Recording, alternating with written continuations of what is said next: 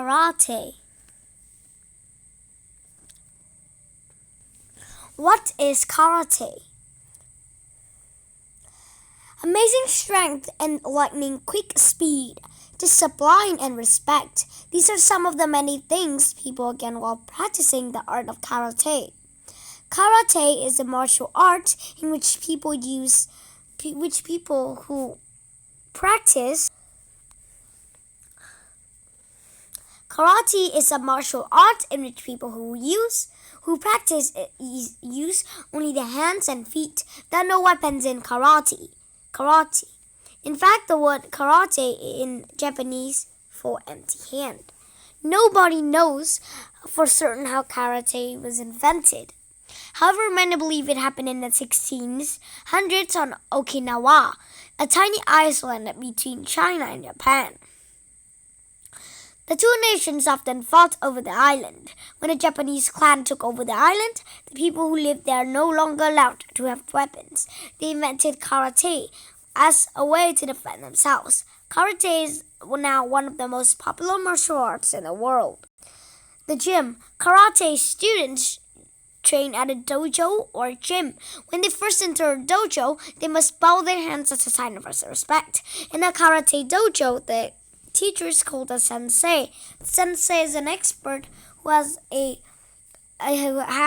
great deal of knowledge to pass on to his or her students.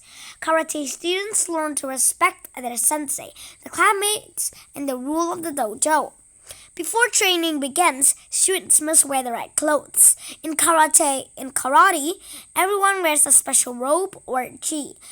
Students also wear a colored belt around the waist of their gis. As karate students continue to train, they move up in standing to different colored belts. Earning a new belt isn't just about learning new moves. Students learn to discipline, respect, and patience while practicing karate. They can use their skills in other areas of life too. The good habits students learn just as important as the moves they practice. When the sensei sees students practicing good habits, they may just earn a new belt. Students earn new colored belts in a certain order. One story that has been passed down tells the meaning of each color through the growth of a plant. The different colors of the karate belts represent the colors of the plant, the sun, and the sky. A student grows much like a young plant. A karate student will mature and gain more knowledge as time passes. Whoever sets out to learn karate has a long and exciting journey ahead. Karate students have to train with great discipline. In order to master karate, students have to move through three main steps: Kihon, Kata, and Kumaite.